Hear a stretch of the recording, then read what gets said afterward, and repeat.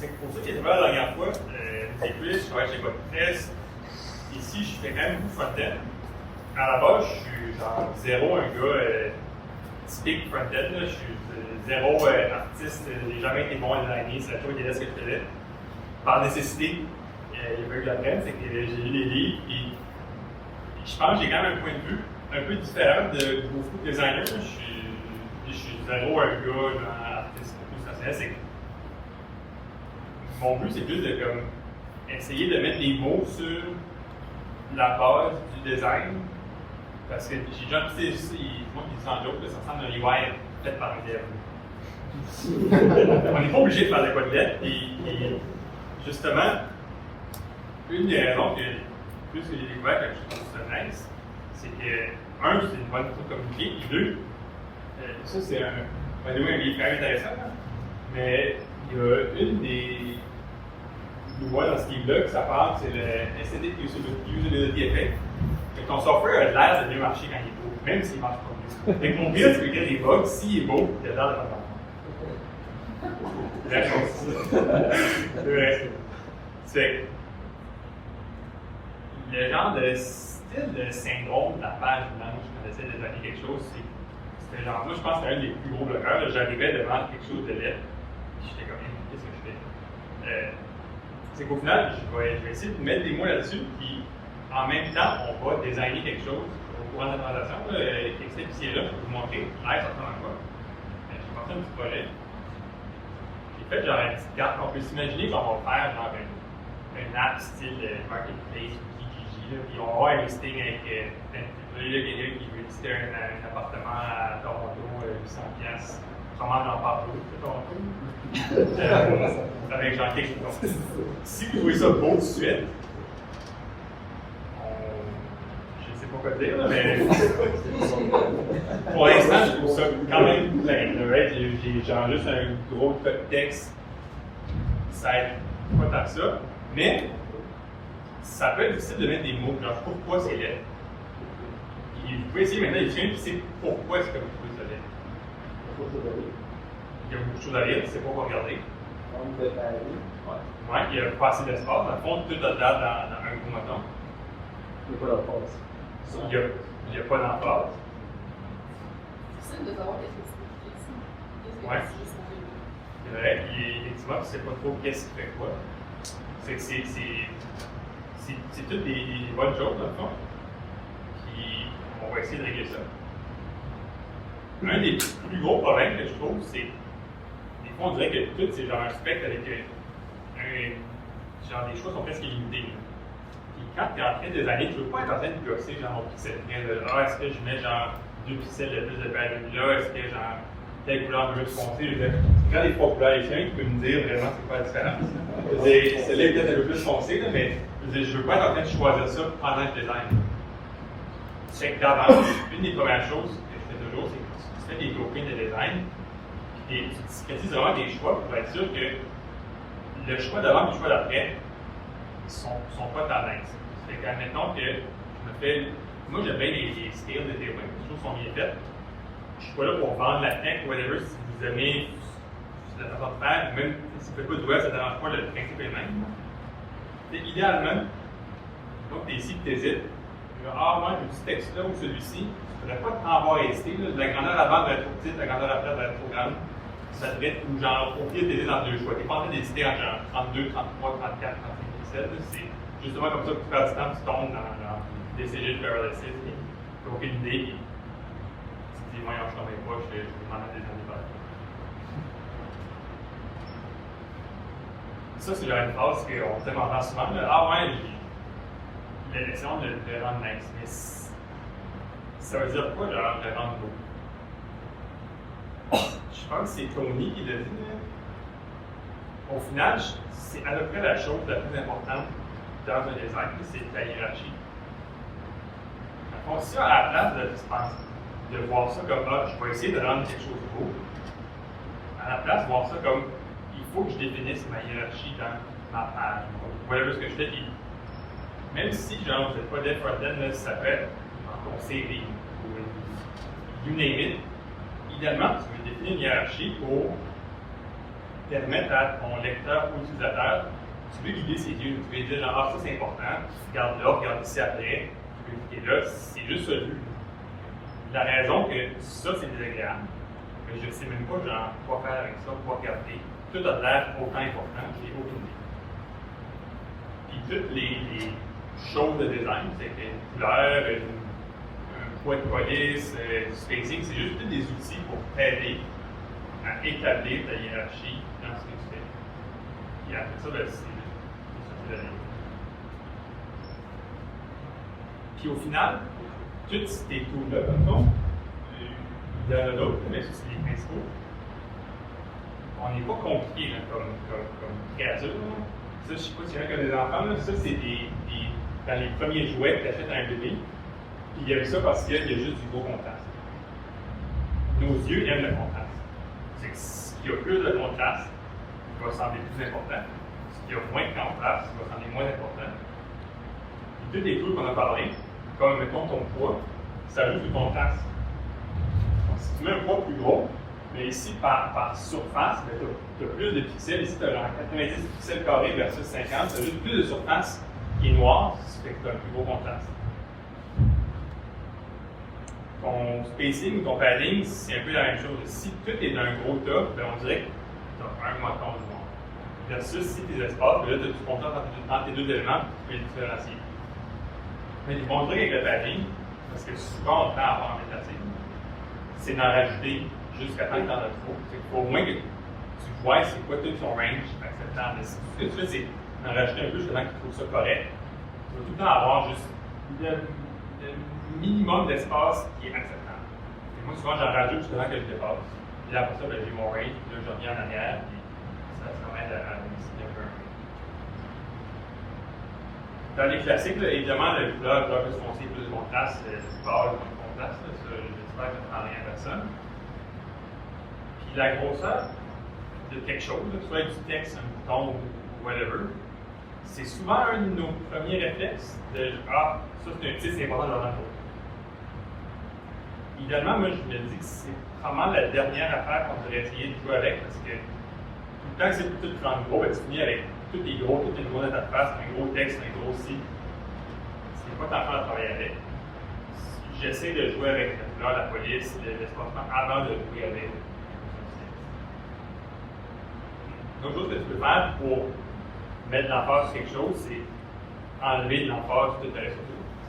Ça aussi, si tu es toujours en train de rajouter, plus foncé, plus gros, plus si, au final, tu finis quand même avec un gros style qu'on impacte des années 2000 plus, où genre c'était juste des couleurs full saturées avec des affaires qui flashent, puis là, tu peux regarder tes volumes. Ça fait qu'enlever de l'emphase, ça aide beaucoup à mettre de l'emphase.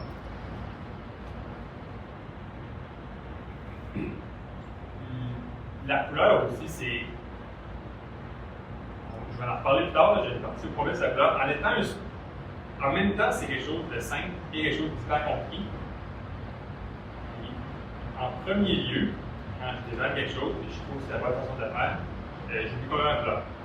Parce que ton design devrait être beau en noir et blanc, puis juste mieux en couleur.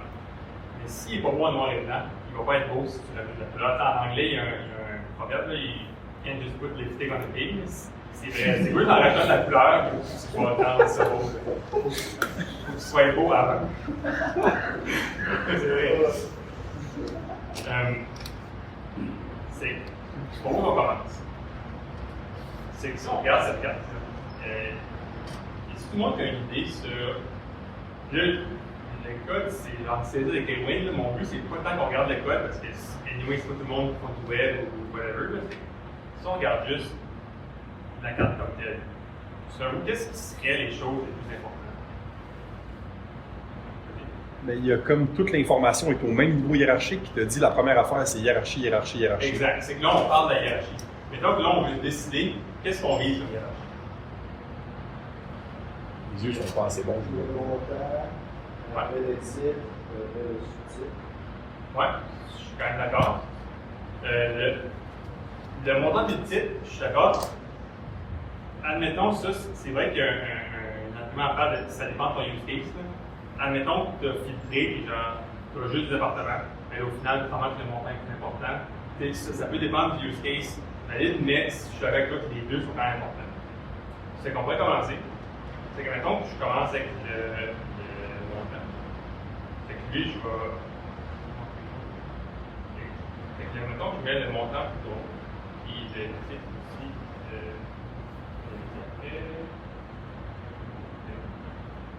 Quelque chose de titre. Puis on s'est dit que. Moi, je pense pas que le lieu c'est important. C'est que. Le trait plus en gris ici. Ouais, je suis quand même d'accord. La description peut le laisser comme ça. Puis je vais le faire vraiment petit. Ça. Puis la description aussi. J'imagine que quand on scanne, c'est vraiment qu'on n'est pas en train de lire chaque mot de description.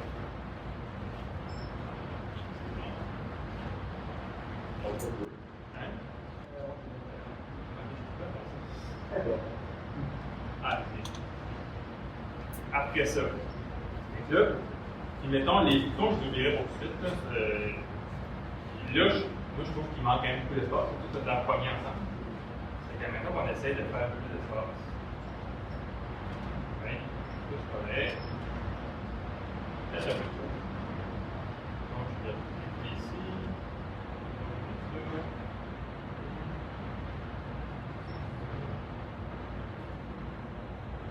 Donc, je mets ça. Je trouve qu'il y a quand même de l'espace. Moi, je voudrais un peu séparer les boutons. Je trouve que ton titre, sous-titre, description, prix, ça devrait être un peu ensemble, les boutons séparés.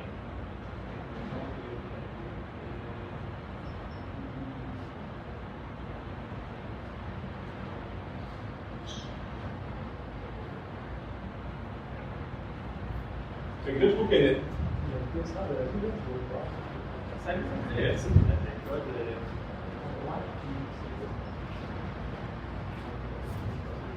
Mais je suis curieux, tu disais d'essayer d'aller trop loin et de revenir en arrière. Tu fais ça pour l'espace entre les boutons et Ouais.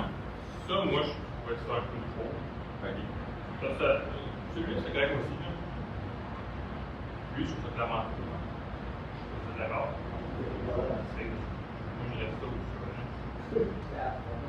Ouais. Puis après ça, les boutons. Les boutons aussi, tout c'était ma hiérarchie. Là, j'ai mis. C'est vrai que c'est quand même bizarre d'avoir un save, un edit, un delete sur une carte. Là. Je voulais d'avoir les trois pour montrer l'exemple de trois boutons de hiérarchie. C'est souvent d'habitude, lui en bas à droite, c'est le plus important. Mettons que c'est le save. Moi, je mettrais vraiment quand même un gros contraste sur le bouton.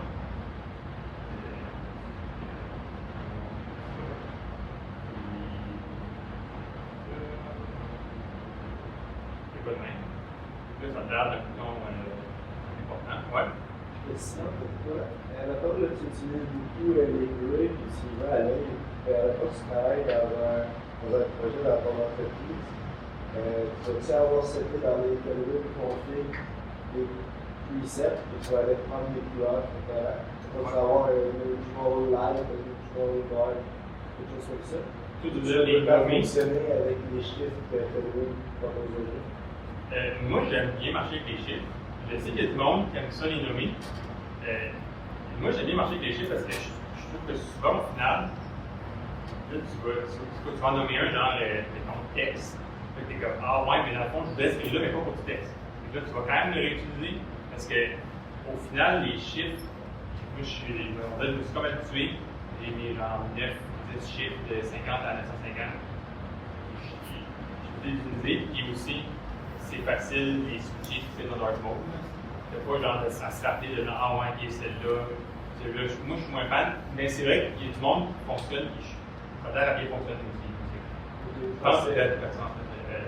C'est nous, on utilise ça. Parce que, mettons que, pas que tu utilises Gray, mais mettons, j'embarque sur le projet et je commence à utiliser Neutral. On va quand même avoir une différence. Tandis que, si on dit on utilise Chessback, juste qu'est-ce qu'on a seté dans tel config, mettons, tu fais un custom Gray, peu importe comment tu l'appelles, tout le monde se référence à ça. on n'est pas comme. Il n'y aura pas quelqu'un qui va choisir un autre affaire. Pareil, si tu t'en fais un succès, c'est moins peu importe, tout le monde va utiliser ça. Oui, mais ça, dans le fond, je suis d'accord, juste pour nommer ta couleur. Et je suis d'accord pour pas mettre dans le fond, dans ta domaine combien tu peux pas mettre et garder juste un gris. Enlever tu peux enlever le cool sand, le slate, whatever, tu peux enlever. Mais je suis d'accord avec avoir un gris. Avoir des couleurs dorées en couleur, Ça aussi, où je suis d'accord, c'est plus la shade de la palette, dans le fond, de 50 à 950 que j'aime pas. Il y a des designs systèmes que c'est genre, au lieu de genre 50 c'est le base, c'est genre background, de genre le on background, foreground. Yes, Dan. Mettons, tu disais que tu pars avec facile pour faire ton template vite, puis que ça ait du look.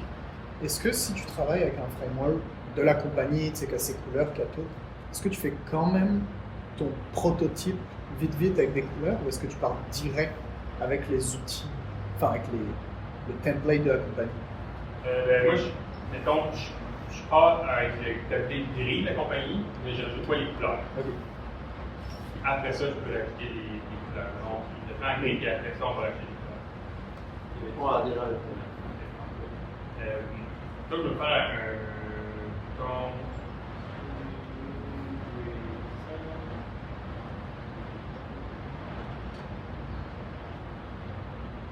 Je vais faire un bouton un peu secondaire. Et le dernier délit, je vais laisser juste. Là, je trouve qu'on a quand même plus cette idée que j'ai gardé un commentaire dans la photo. Comme je remets en avant. Je trouve qu'on voit quand même déjà une bonne différence. C'est moins beau que pas les couleurs. C'est comme la nouvelle des couleurs du sport. On est dans la sport. Mais on a quand même setup une hiérarchie, puis c'est déjà beaucoup plus facile à lire. Ça ne rend pas pris grand-chose. Juste un peu d'espace pour séparer, un peu plus une police un peu plus lourde pour pour le titre et le prix, un peu plus foncé, puis ça a l'air d'être designé. Au final, pas très compliqué. Tout ce qu'on a fait, c'est qu'on a décidé de hiérarchie, là on sait comment, dans le fond, mettre de l'emphase, puis tout ce qu'on a fait, c'est displayer la hiérarchie qu'on a décidé à exactement.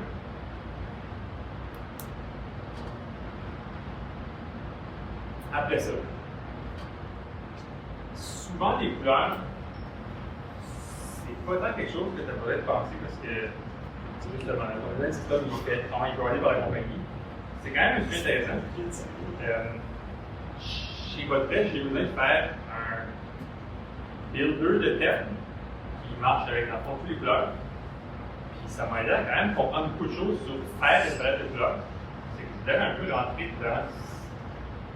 dans ce rabbit hole-là, au final, on va utiliser une palette déjà faite, mais juste voir comment ça a été construit, je trouve que ça vaut la peine de comprendre. Une des premières choses, c'est les couleurs dans hexadécimal ou RGB. C'est vraiment de la merde. C'est à peu près le dernier choix. Je ne sais pas s'il y a quelqu'un qui est capable de les lire et de dire laquelle est laquelle. Nous, c'est foncé. Penses-tu? Dans l'intensité de l'envoi de vie aussi. Je pense pas que le B a une très haute valeur ici. Ouais, c'est à 50%. Ouais. Mais tu vois, mais non, parce que c'est les mêmes que ceux en HSL à droite. HSL, justement, c'est que dans le fond, ici, on voit clairement pas être. Vraiment que c'est plus pâle parce qu'on voit que c'est les chiffres gros, c'est vraiment plus proche. Non, mais à part de ça, c'est incomparable. Pendant longtemps, la bonne alternative, c'est l'HSL. Ici, tu as ta teinte, c'est 2200, tu es dans le bleu. Ta saturation et ta lightness, c'est que tu peux juste comparer ici. Tu vois, ok, moins, ça c'est proche du blanc, à 80%, c'est clairement pâle. Fait que c'est facile à comparer.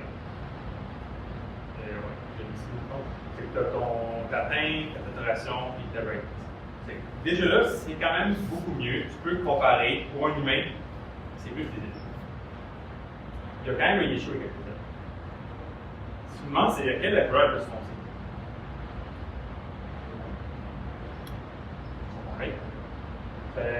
C'est ça. Là, avec nos yeux, le jaune a clairement l'air plus fort.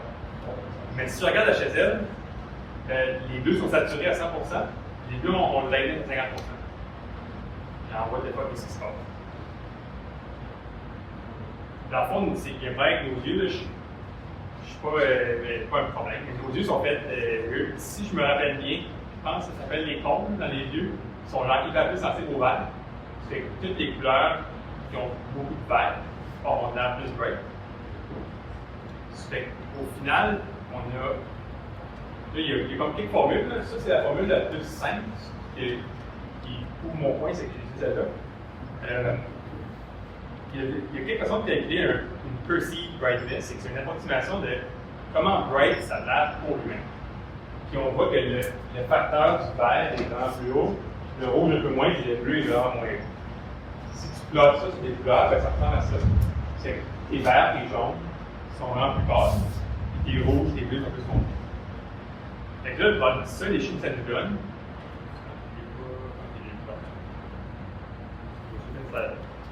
ça, les chiffres que ça nous donne, c'est qu'on ne peut pas juste jouer sur la teinte et espérer que ça garde une hiérarchie. Si je tends vers le jaune, ben là, ça fait qu'on fait de couleur, ma hiérarchie est brisée, là, mon bouton il n'est plus aussi foncé qu'il peut l'être. Il y a des problèmes avec HSL. La solution moderne, il y a une nouvelle spec de couleur CSL, mais c'est accès à plusieurs places, au but tu peux compacter, mais tu as le OKLCH. C'est l'autre, c'est Brandy, c'est dans le spec. OK, c'est pour au clair, mais en gros, c'est le LCH. Ou le L, c'est la perceived brightness. C'est que c'est vraiment par rapport à l'humain et non juste l'ordi. Puis le C, c'est pour moi un peu comme une saturation, puis H, c'est un peu comme l'HSL. Mais ça te fait un espace de couleur un peu déformé comme ça. Mais aussi, tout ce que tu fais, c'est changer ta teinte. Tu as toujours la même perceived brightness. C'est qu'admettons que tu veux changer ta couleur ou faire un thème, ce qui se serait passé en HSL, c'est que tu changes juste la teinte, mais ici, tu as pas assez de contraste en rapport. Mais dans cet espace de couleur-là, ça marche. Tu peux changer ta teinte, puis tu arranges ton contraste. Ça, c'est fun parce que tu peux générer des palettes de couleurs ou changer entre, c'est comme on s'en génère style à la théorie, changer entre toutes tes valeurs de 800 ou peu importe. Et dans la même perceived brightness, ils sont équivalents. Puis ça, dans le fond, je l'ai généré. Puis j'ai le code ici, c'est vraiment pas très compliqué. Ce que j'ai fait, pour mes couleurs de brightness, j'ai copié un designer. C'est que dans le fond, j'ai été voir, j'ai calculé pour chaque teinte de 50 de Tailwind, c'est quoi la perceived brightness. Pour chaque teinte de 100, j'ai fait des moyennes. Ça m'a donné à peu près ça. Une palette Tailwind, ben, ça ressemble à ça les valeurs de lightness. Après ça, j'ai été voir, en fond, pour ma saturation, vu que dans l'espace au PLCH, c'est pas de 0 à 5. Donc pour moi, il varie en fonction de ta teinte. Donc là, j'ai été voir, c'est qu'admettons que j'ai une lightness de 75, point des points. J'ai changé mon chroma jusqu'à temps que, si on voit ici, on a ça, que j'ai une teinte disponible pour chaque couleur. Parce que, donc, à cette lightness-là, ben, mon bleu, je ne peux pas le saturer plus que ça. C'est que pour chaque teinte, je me suis assuré d'avoir une valeur possible en chaque. Là, j'ai pris mon 0.37 maintenant. Là, je me suis fait un autre array. Ici, le chroma. Fait que là, j'ai ma lightness de mon chroma. C'est que je peux basically copier n'importe quelle palette théorique. Tout ce que je fais, c'est changer ma teinte. Et là, ben, je peux générer vraiment aucune question. C'est un peu une version simplifiée, puis il y a quelques issues. Sûrement, vous avez pu le remarquer que, ben, dans le fond, je gaspille des couleurs. Quand là, je perds mon vert parce que, à cause de mon bleu, ben là, je gaspille du vert saturé. Il y a quelques échoues à cette implémentation simple là, mais le fond est là. En gros, c'est ça. Pour de vrai, souvent, j'utilise un tool, INS.idf, qui fait à peu près ça, qui génère une palette de couleurs avec pas mal la même logique. La WS Fancy, il joue un peu sur la teinte et le chroma, mais en gros, c'est le fond. C'est quand même le fun quand tu as une chose de couleur. Tu peux juste puis ça, puis génère des configs K-Win Studio dans des valeurs CSS. Ça, c'est le fun. Mais j'ai quand même pris celle que moi j'ai générée pour l'exemple. Fait que ces valeurs-là, je me suis généré une, puis je l'ai mis dans la carte. Fait qu'ici, dans ma K-Win config, ça, c'est les valeurs que mon petit script de 39 lignes, 49 lignes a généré. Les autres dedans, c'est que si on va dans la carte qu'on a donnée tantôt, tout en grayscale, qu'on applique dans le fond notre palette de couleurs qu'on a générée.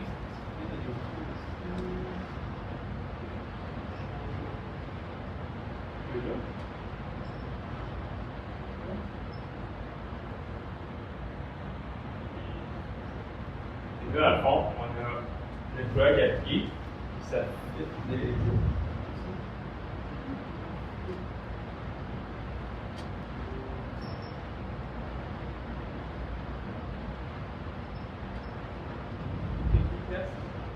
Ah ouais.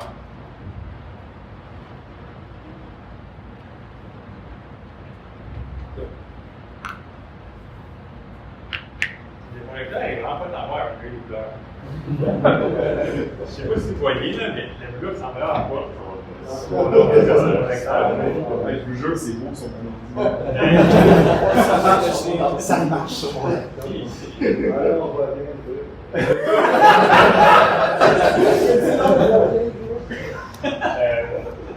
Mais au final, on voit qu'on peut genre swapper nos couleurs, puis ça fit parce qu'on a respecté la perceived brightness. C'est un peu ça la logique derrière.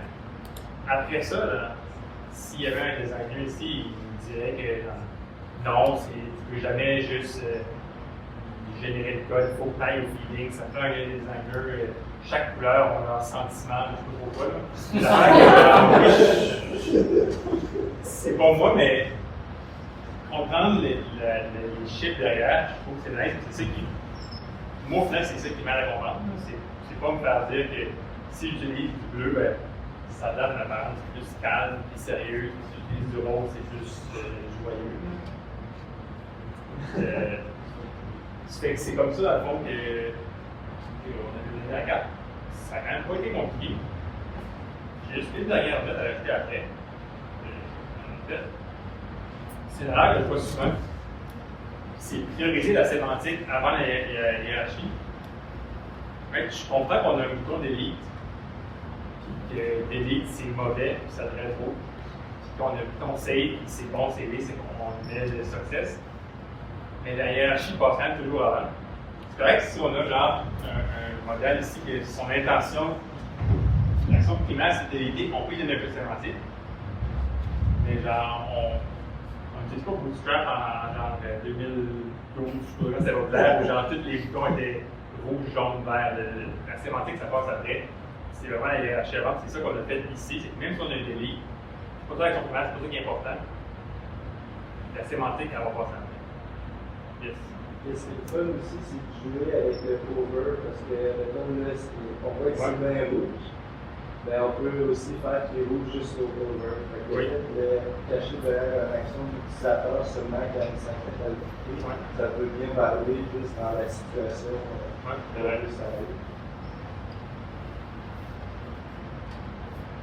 Yes. Fait que là, attends une minute, il y a quelque chose que je comprends pas. Je connais longtemps les questions, mais tu dis que tu n'étais pas un gars qui avait tendance à faire des choses belles, tu n'étais pas un gars qui était bon en plastique, puis tu as eu un livre, puis tu es devenu genre le designer. Là. J'ai lu plus de la vie. Mais non, à la base, je faisais de l'embedded, je travaillais simplement pour aller j'avais des designs. Puis tu as eu envie d'apprendre à faire des bons designs par hasard de ce livre-là. Ces livres-là. Ces livres-là. C'est des cours, finalement, je ne voyais pas sur des personnes pas de UI. C'est quand j'ai commencé à en faire, il fallait que j'apprenne. Fait que j'ai appris. Je suis vraiment impressé, je savais pas ça. Dans le fond, tu fais des petits beaux UI comme ça. Moi, je pensais que tu étais un gars un peu arty. Yes. Je ne sais pas si ça t'est déjà arrivé, là, mais admettons que tu fais un UI, et là, tu prends les couleurs de la compagnie pour le faire. Les couleurs de la compagnie sont bleues, tu peux pas. Ouais. Quand Tu disais quand ils sont rouges, longs. quand ils sont rouges ou verts, as-tu déjà réfléchi à comment tu prends quand c'est rouge? Moi, le rouge, j'ai pas le pire. Moi, maintenant, tu m'as dit jaune, c'est ça que j'ai le pire. Ah ouais, ça serait rouge. Le problème, c'est que toi, tu veux faire ton bouton d'envoi rouge, comme tu l'avais fait avec bleu, les couleurs de la compagnie. Mais là, le problème, c'est que ça clash un peu avec le bouton délit. Ouais, ben, t'as quelques options, là, c'est ça que je vois. Là. Tu peux. Si t'as aucun lousse sur ces gens rouges intenses, c'est vraiment poche. Tu peux le faire des fois plus pâle en sur le rose, et que ça donne moins de vie. Mais si c'est le brand de la compagnie, au final, ton délit, tu entends que tu vas le faire une couleur. Fait que tu peux utiliser d'autres accents que le rouge. Garder le rouge. Et l'association, genre danger rouge, c'est souvent genre Alexandre, c'est par nous, mais dans ton site, tu peux le faire différemment. Tu peux, si ton brand c'est rouge, probablement que si tu fais un accent dans 120 degrés off, parce que un ancien, ça va en pétant, mais ça va quand même flasher, puis ça va filer accent, puis ça va être genre, oh, ok, ça c'est pas comme d'habitude, c'est que ça va être différent. Mais c'est vrai que l'unique-là, tu peux utiliser la Donc, le rouge pétant délit, c'est la couleur de l'entreprise où je travaille. Je suis tout le temps confondu où je devrais mettre les couleurs. Mais moi, la façon que je vois ça, c'est au final, c'est pas tant grave qu'il n'y ait pas de sémantique. Il y a même des places que moi, j'ai fait des délits bleus, c'est correct. Tu sais, si mon délit, c'est l'action première, je mets la couleur primary. Si c'est rouge, parfait du monde. Si c'est bleu, parfait du monde. Le but, c'est ta hiérarchie passe quand même avant. Si c'est ça ton action principale, c'est ça ton bouton, c'est mettons dans l'exemple du modèle, il aurait pu être bleu. Et dans notre carte à nous, c'est vraiment pas l'action première, il était quand même bleu le délit, et c'était bien correct. Tu peux rajouter de la sémantique, mais je pense pas que la hiérarchie est suivie, peu importe la couleur. Moi, c'est juste le jaune, ce que je trouve laid, c'est que si tu veux rajouter un contraste qui a de l'allure, il va finir brun. Yes. Question du boy le plus poche en fontaine du monde. Mettons, je fais ta carte, j'ai mis l'emphase, j'ai mis tout. Ce serait quoi le next step pour savoir est-ce que je fais un pop-up, est-ce que je fais un tab, est-ce que je fais un bouton, est-ce que je fais des choses? Tu veux dire. Mettons dans ma page, il fallait que j'affiche ce que tu avais là. Mais c'est quoi le next step pour moi qui suis vraiment poche en fontaine puis aller plus loin à savoir comment j'organise mes affaires, si je fais des tabs, si je fais des pop-ups, si je fais Ouais, ça, tu tombes dans l'UX qui est. Je vais t'avouer que. Parce qu'il y a un nécessairement lien. la solution. Honnêtement, tu as fait minimiser la friction, minimiser le nombre de clics, tu essaies plein de choses, tu checkes tes users. Qu'est-ce qu'il y a de plus, qu'est-ce qu'il n'y a pas. Il y a genre quelques patterns de base, là. Il y a genre les guidelines de web, il y a quelques patterns classiques. Là. Et tu sais, dans la même chose, dans le. Si je remonte à ce livre-là, lors de UX, ce livre-là ici, c'est quand même des bons starting points. Puis il y a une des choses qui dit, c'est que les users sont habitués à un certain pattern. Essaye pas de réinventer la roue.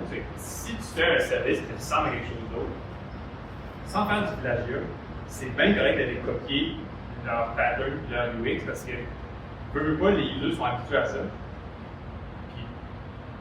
Puis, si tu es du genre à demander, je ne sais pas trop qu'est-ce que je devrais faire, puis prends pas du genre à vouloir rééduquer des users parce que rééduquer des users, c'est tellement plus difficile que le designer avant. C'est que tu prends envie de juste de dire quel service qui fait quelque chose qui ressemble à moi, c'est quoi leur pattern, je vais réutiliser les mêmes patterns qu'eux. Les users vont déjà critiquer. Tu vas sur n'importe quelle app de chat, que tu sois iMessage, WhatsApp ou whatever, est-ce qu'ils sont tous copiés?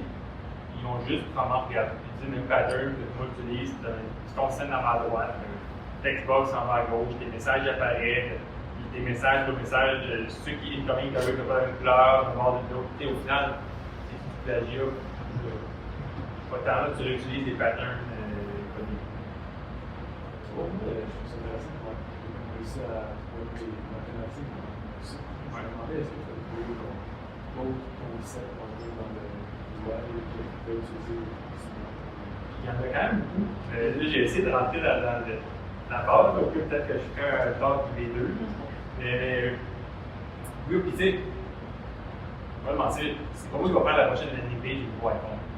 Là, il y a quand même une partie plus arty, mais il y a quand même beaucoup de choses UI que c'est pas autant genre artiste au feeling qu'on s'en met. Yes. On a beaucoup de choses qui étaient statiques. Avais-tu des conseils aussi sur acheter des conditions d'annulation pour reporter le blog? Oui. Peut-être un autre talk, là. En fait, c'est quand même un sujet de décoordination. Oui, là, on peut en parler longtemps, on s'en parlera après, mais oui, tout ce qui est motion, ça aussi, là, c'est pas de challenge, mais c'est pas autant au feeling que ça a l'air. Peut-être que je ferai un prochain talk sur le motion, là, il y a quand même des règles, des trucs faciles à suivre.